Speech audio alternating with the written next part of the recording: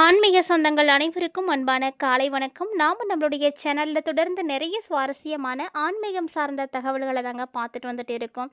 அந்த வரிசையில் இந்த பதிவில் என்ன பார்க்க போகிறீங்க அப்படின்னா, புதிதாக பிறக்க இருக்கக்கூடிய புத்தாண்டு 2026 எப்படி இருக்க போகுது, அதுவும் மேசராசி என்பர்களை உங்களுக்கு எப்படி இருக்க போகுது அப்படின்றத பற்றி தான் இந்த பதிவில் தெளிவாக பார்த்து தெரிஞ்சுக்க போகிறீங்க.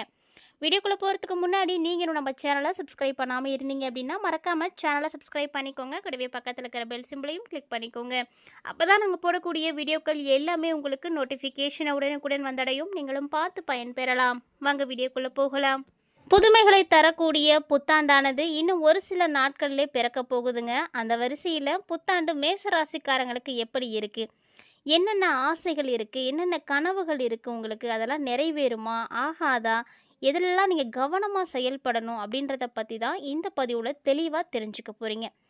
அதாவது 2026 அப்படின்றது நல்லபடியாக நடக்குமா, பிரச்சனைகளுக்கெல்லாம் தீர்வு கிடைக்குமா அப்படின்ற மாதிரி எல்லாருமே காத்துட்ருக்காங்க. நிச்சயமாக எல்லாருக்குமே இந்த ஆண்டு ஒரு புதுமை செய்யக்கூடிய ஆண்டாக இருக்கும் அப்படின்றதெல்லாம் மாற்று கருத்தே கிடையாது. காரணம் பார்த்தீங்கன்னா, சூரியனுடைய ஆதிக்கத்தில் தான் இந்த வருஷமே பிறக்க போகுது. ஸோ அப்படி இருக்கும் பொழுது உங்களுக்கு எல்லாருக்குமே நல்லா தாங்க இருக்கும். அதே போல் சூரியனுடைய நட்சத்திரம்னு சொல்லக்கூடிய கார்த்திகை நட்சத்திரத்தில் தான் இந்த புத்தாண்டே பிறக்க போகுது. சூரியனை பார்த்தீங்கன்னா பாரபட்சம் இல்லாமல் ஒளியை தரக்கூடியவருங்க. ஸோ அதனால தான் எல்லாருக்குமே இந்த ஆண்டு நல்லா இருக்கும் அப்படின்னு சொன்னோம். சூரியனுடைய அனுகிரகம் எல்லாருக்குமே கிடைக்கும். கஷ்டங்கள் தீரும். சொந்தமாக தொழில் தொடங்கக்கூடியவருடைய எண்ணிக்கை இந்த ஆண்டில் நிறையவே இருக்கும். 2026 நிறைய பேர் ஓனாக பிஸ்னஸ் ஸ்டார்ட் பண்ணுவாங்க. நாடே பார்த்திங்கன்னா ஒரு பாதுகாப்போடு இருக்கும். மக்கள் ஆரோக்கியத்தில் கவனம் செலுத்தணும். ஏன்னா இந்த 2026 மருத்துவத்துறை தான் நல்ல ஒரு வளர்ச்சியை அடைய போகுது. அற்புதமாக வளரும் அப்படின்னு சொல்லலாம். அதனால் ஆரோக்கியம் எல்லாருமே பார்த்துக்கணும். புத்தாண்டை பொறுத்த வரைக்கும் இந்த ஆண்டில் நிலம் மற்றும் தங்கத்தில் முதலீடு செய்கிறது உங்களுக்கு மிகப்பெரிய ஏற்றத்தை கொடுக்கும். ஸோ பொதுவாகவே எல்லா ராசிக்காரர்களுமே இந்த 2 விஷயத்தில் கவனமாக இருங்க.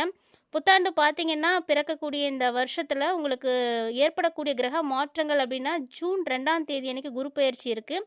அதே போல் டிசம்பர் 5ஆம் தேதி அன்றைக்கி ராகு கேது பயிற்சி இருக்குது. ஸோ இந்த 2 கிரகங்களுடைய பயிற்சிகளும் இந்த 2026 கண்டிப்பாக இருக்குது. ஸோ இதனுடைய அடிப்படையில் தான் இந்த ஆண்டுக்கான பலன்களானது கணக்கீடு செய்யப்பட்டிருக்கு. வாங்க எப்படி இருக்குது அப்படின்றத பார்த்துடலாம். மேசராசி நேர்களை பொறுத்த வரைக்கும் இந்த ஆண்டு உங்களுக்கு ரொம்ப அற்புதமாக இருக்கும். 7.5 சனியானது நடந்துட்டு இருக்கே அப்படின்னு நீங்கள் யோசிக்கலாம். இருந்தாலுமே கூட அதை தாண்டி உங்களுக்கு நிறைய புதுமைகளானது நடக்கும். நிறைய முன்னேற்றங்கள் இருக்கும். ரொம்ப செல்வ செழிப்போடு இருக்கிறதுக்கான வாய்ப்புகள் நிறையவே இருக்குது. ஸோ இது எல்லாமே நீங்கள் நடந்துக்கக்கூடிய விஷயங்களை பொறுத்து தான் இருக்குது. மேசராசிக்கு 2வது ராசியில் 2026ஆம் ஆண்டு பிறக்குதுங்க. யோகாதிபதியாக இருக்கக்கூடிய சூரியனுடைய நட்சத்திரத்தில் இந்த ஆண்டு பிறக்குது அப்படின்றதுனால நிறைய தைரியமான முடிவுகளை எடுக்க முடியும். அதாவது எங்கே போனாலுமே ஜெயித்து காட்டுவீங்க. தயக்கம், தடுமாற்றம் இதெல்லாம் உங்களை விட்டு விலக ஆரம்பிக்கும். எல்லாரும் மத்தியிலுமே நீங்கள் பார்க்குறதுக்கு ரொம்ப பிரகாசமாக தெரிவிங்க. ரொம்ப பொலிவோட, ரொம்ப தைரியமாக எல்லா விஷயத்தையும் செய்ய முடியும். ஏன்னா ராசிக்கு யோகாதிபதியாக இருக்கக்கூடிய குரு பகவான் இந்த ஆண்டு முழுக்க உங்களுக்கு மாறி மாறி அமர போகிறாரு. ஸோ இப்போ பார்த்தீங்கன்னா 3வது இடத்துல குரு இருக்கிறாரு. அதனால் சின்ன சின்ன தடைகளை நீங்கள் பார்த்துருக்கலாம். ஆனால் ஜூன் மாதத்துலேருந்து பார்த்தீங்கன்னா, ஜூன்லேருந்து அக்டோபர் 14ஆம் தேதி வரைக்குமே 4வது இடத்துக்கு குரு போய் அமருவார். ஸோ இந்த மாதம் June, July, August, September, October இந்த 5 மாதமும் பார்த்தீங்கன்னா மேசராசிக்காரங்களுக்கு ரொம்ப நல்லாயிருக்கும். ஏன்னா இந்த காலகட்டங்களில் 4வது இடத்துக்கு குரு போகிறதுனால வீடு வாங்கிறது, வீடு மாறுறது, வண்டி வாகனங்கள் வாங்கிறது இந்த மாதிரி எல்லா யோகமும் உங்களுக்கு கண்டிப்பாக கிடைக்கும். அதே அக்டோபர் 14ஆம் தேதிக்கு அப்புறமா திரும்பவும் மாறுறாரு. திரும்ப எப்படி மாறுறாருன்னு பார்த்தீங்கன்னா, அக்டோபர் 14ஆம் தேதியிலிருந்து டிசம்பர் மாதம் வரைக்குமே 5வது வீட்டுக்கு போகிறாரு. ஸோ 5வது வீட்டில் இருக்கிறதுனால உங்களுக்கு பார்த்தீங்கன்னா நிறைய விஷயங்கள் நல்லபடியாக நடக்கும். சொல்லப்போனால் மேசராசிக்காரங்களுக்கு ஒரு பொற்காலமாக இது இருக்கும் அப்படின்னே சொல்லலாம். சந்தோஷம் அதிகரிக்கும். கிட்டத்தட்ட பார்த்தீங்கன்னா இந்த ஜனவரியிலிருந்து டிசம்பர் வரைக்குமே உங்களுக்கு அட்டகாசமாக இருக்குங்க. சந்தோஷம் பெருக ஆரம்பிக்கும். இந்த காலகட்டத்தில் குடும்பத்தில் நிறைய நல்ல விஷயங்கள் நடக்கும்.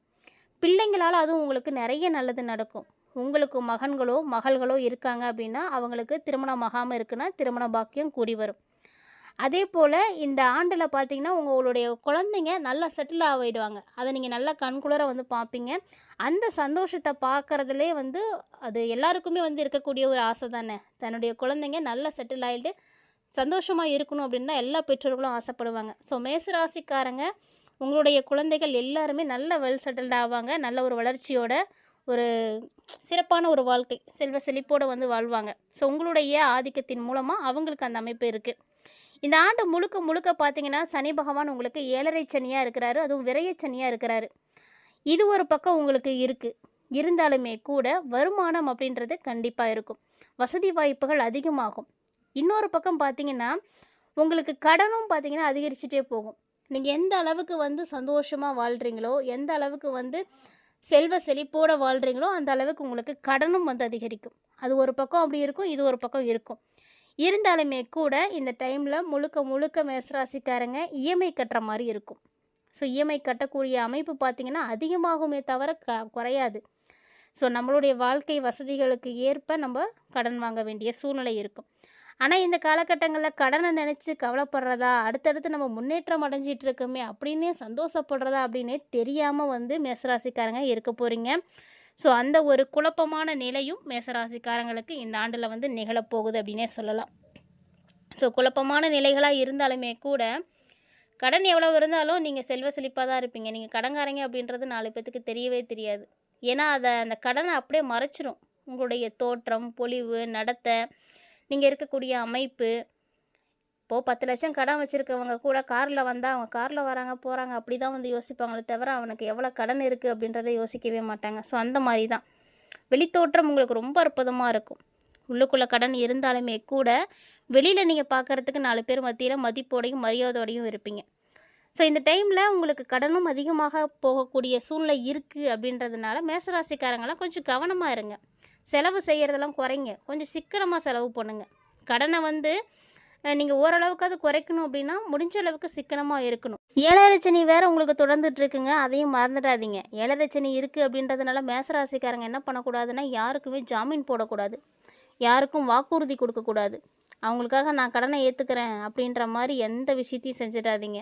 இந்த விஷயத்துலலாம் உஷாராக இருந்துக்கணும், இல்லைன்னா வந்து மாட்டிப்பீங்க.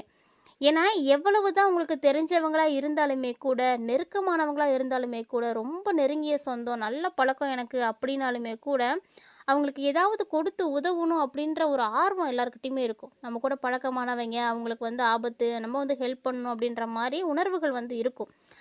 ஆனால் இந்த டைமில் நீங்கள் கொடுத்து உதவணும் தான். எப்படி கொடுத்து உதவணும் அப்படின்னா, உங்களால் என்ன முடியுமோ அதை மட்டும் கொடுத்து உதவுங்க. தேவையில்லாமல் ஆவணங்களில் கையெழுத்து போடுறது, டாக்குமெண்ட்டில் அவங்களுக்காக நம்ம சப்போர்ட் பண்ணுறது, சொத்து வச்சு வாங்கி தர்றது, இந்த மாதிரியான விஷயத்தெல்லாம் நீங்கள் செய்யக்கூடாது. இதெல்லாம் செஞ்சீங்கன்னா கண்டிப்பாக அது உங்களுக்கு நல்லது கிடையாது. அதனால் உங்கள்கிட்ட காசு பணம் இருக்கா, ஒரு 10ஓ 5ஓ உங்களால் முடியறதை நீங்கள் அவங்களுக்கு உதவி பண்ணுங்கள். ஏன்னா அது வந்து எல்லாருக்குமே மனிதர்களுடைய இயல்பு. நமக்கு நெருக்கமானவங்க, பிடித்தவங்க கஷ்டப்படுறாங்க அப்படின்னா நம்ம உதவி பண்ண தான் ஆகணும். ஆனால் இது வந்து நீங்கள் பெரிய அளவுக்கு செய்யக்கூடாது. அதே போல் இந்த டைமில் குடும்பத்தோடு நீங்கள் வெளியூர் போகிறதுக்கான வாய்ப்புலாம் இருக்குது. அப்படி ஒரு வேளை வெளியூர் பயணங்கள் எடுக்கிறீங்க அப்படின்னா எல்லாம் வந்து கரெக்டாக இருக்குது அப்படின்றத ஒரு முறைக்கு 2 முறை சரி பார்த்துட்டு அப்புறமா போங்க. டிசம்பர் 5ஆம் தேதியிலேருந்து ராகு கேது பயிற்சி வேறு நடக்குது. அதாவது ராகு உங்களுடைய ராசிக்கு 4வது இடத்துலும், கேது பார்த்திங்கன்னா 10வது வீட்டுக்கும் வரப்போகிறாரு. ஸோ மேசராசிக்காரங்களுக்கு அம்மா இருக்காங்க அப்படின்னா அவங்களுடைய ஆரோக்கியத்தில் நீங்கள் அக்கறை எடுத்துக்கோங்க. ஏன்னா அவங்களுக்கு மருத்துவ பிரச்சனைகள் வரும், மருத்துவ செலவுகள் செய்கிற மாதிரி இருக்கும். ஸோ இதனால் இந்த விஷயங்களில் நீங்கள் கொஞ்சம் கவனமாக இருக்கணும். உத்தியோக ரீதியாக எடுத்து பார்த்தோம் அப்படின்னா இந்த ஆண்டு முழுக்க முழுக்க உங்களுக்கு வேலை அப்படின்றது இருந்துகிட்டே இருக்கும். ஸோ வேலை சுமை அதிகமாக தான் இருக்கும் அப்படின்றதுனால எல்லா விஷயங்கள்லையுமே வந்து கவனமாக வந்து இருக்கணும். இதனால் வியாபாரம் செய்யக்கூடியவங்களுக்கெல்லாம் பரவாயில்ல அப்படின்ற மாதிரியான ஒரு நிலை வந்துடும். இவ்வளோ நாளாக மோசமாக இருந்துச்சு, இப்போ கொஞ்சம் பரவாயில்ல அப்படின்ற மாதிரியான நிலைக்கு தான் வருவீங்க. சொல்லப்போனால் கடந்த ஆண்டை விட இந்த ஆண்டு உங்களுக்கு அதிக லாபங்கள் வந்து கொடுக்க முடியும். நல்லாவே லாபம் பார்ப்பீங்க. ஆகஸ்ட் நவம்பர் மாதம்லாம் வந்துருச்சு அப்படின்னா வண்டி வாகனத்தை மட்டும் கவனமாக இயக்குங்க. வண்டி வாகனங்களில் நீங்கள் பிரச்சனைகளை மாட்டிக்கிறதுக்கு வாய்ப்பு இருக்குது. மற்றபடி இந்த ஆண்டு முழுக்க முழுக்க உங்களுக்கு ஒரு யோகமான ஒரு மாதம் தான். இப்படி ஒரு ஆண்டை வந்து உங்களுக்கு வந்து இருக்கும் அப்படின்னு நீங்கள் நினச்சிருக்க மாட்டீங்க.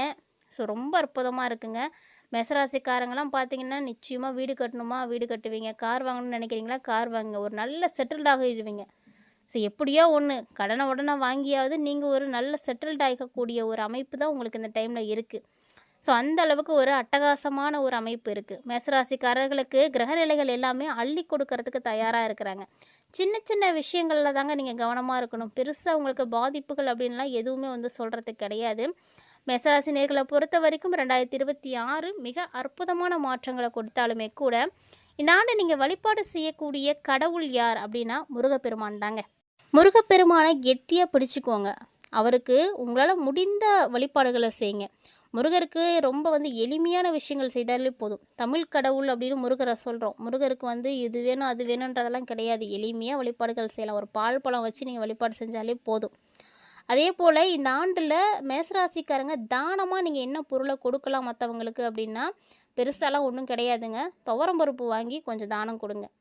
யாருக்கோ ஒருத்தருக்கு ஒரு வாரத்துக்கு ஒரு முறையாவது ஒரு துவரம் பருப்பு கொஞ்சம் வாங்கி யாருக்காவது இயலாதவர்களுக்கு தானம் கொடுங்க. அது ரொம்ப நல்ல பலன் கொடுக்கும். அதே மாதிரி கை கால் இல்லாதவர்களாக பார்த்து நீங்கள் உதவி செய்யுங்க. அது குறிப்பாக கால் இல்லாதவங்களாக பார்த்து உதவி செய்யுங்க. ஏன்னா சனி பகவானுடைய ஆதிக்கம் இருக்குது அப்படின்றதுனால நீங்கள் எந்த ஒரு விஷயத்தை செஞ்சீங்க அப்படின்னா அவருடைய பாதிப்புகள் உங்களுக்கு குறைய ஆரம்பிக்கும்.